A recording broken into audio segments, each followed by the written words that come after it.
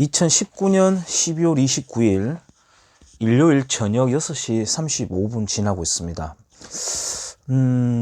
베이징대 총장의 고백이라고 하는 한국경제신문 칼럼을 소개할까 합니다. 이 칼럼은 2018년 5월 7일에 나왔던, 시간이 좀 지난 칼럼이긴 한데 이 시점에서 소개해 볼 만하다 싶어서 꺼내 들었고요. 그 옆에 보이는 책은 문화대혁명이라고 하는 책인데, 저 책은 해방의 비극 그리고 마오의 대기근이라고 하는 프랑크 디퀘터라고 하는 홍콩대학교 석자 교수가 시리즈물로 내놨던 책입니다. 문화대혁명이라고 일컬어지는 중국의 흑역사라고 할 수 있는 그 시절은 우리 대한민국의 성장하는 과정의 입장에서 봤을 때는 감사한 시점이었죠. 그 반면 지금 대한민국에서 이제 진행되고 있는 적폐청산이라는 말을 앞세운 이 시기는 과연 누구에게 또 이로울까, 어느 나라에게, 어느 집단에게 이로운 시기가 될까라는 생각에서 저 칼럼이 괜찮겠다 싶어서 제가 꺼내들었습니다. 문화대혁명이라는 사건을 쭉 읽다가 보면은 인간은 얼마만큼이나 멍청할 수 있을까?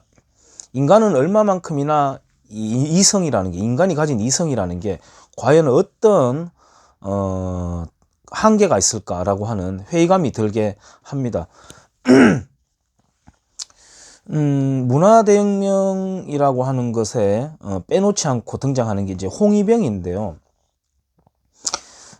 이 홍위병은 이제 정치 숙청, 그 다음에 농촌과 공장, 자급장, 그 다음에 경찰의 암시장 같은 것들이 이제 저 문화대혁명 책에 이제 소개가 되는데, 예를 들어서 소련에서 자본주의의 재건을 한다고 후르시초프가 수종주의다, 우리는 반동이 아니라 수종주의다라고 하면서 이 변화를 일으키려고 하니까 오히려 중국에서 공산혁명의 그 가치를 이어받는다라는 명분으로 오히려 자기들이 더 그것을 고수하겠다라고 하면서 그 집단 농장이라는 것에서 이제 한번 해보는데, 시도를 해보는데 거기에서 이제 수천만 명이 죽게 되고 그런 이제 끔찍한 일이 벌어지는데, 이 이제 그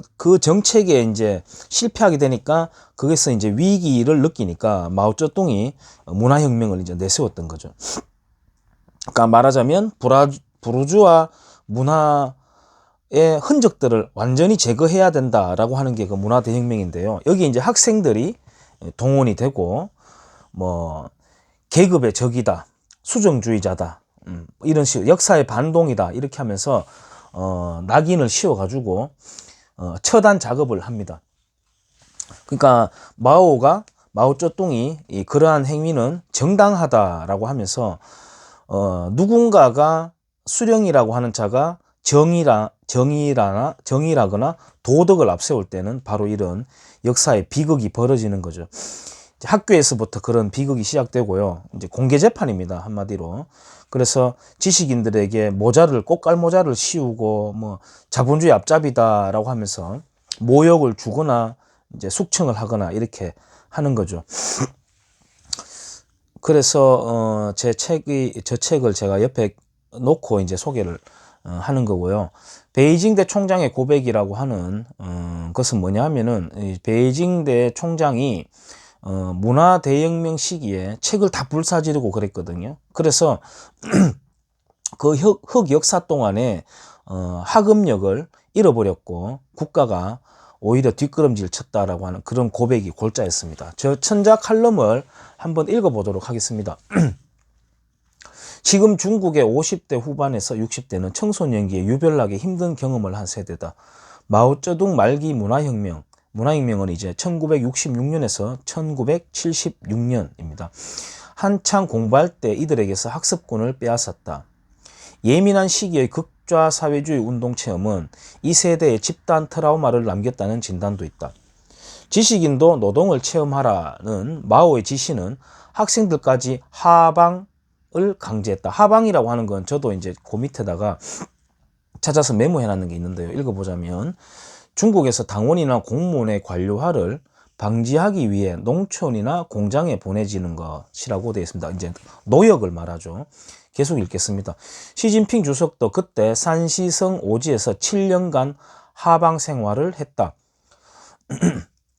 초중고 시절 학교 대신 집단 농장에서 돼지를 키우고 작물을 길렀던 하방 세대가 현대 중국을 이끌고 있다.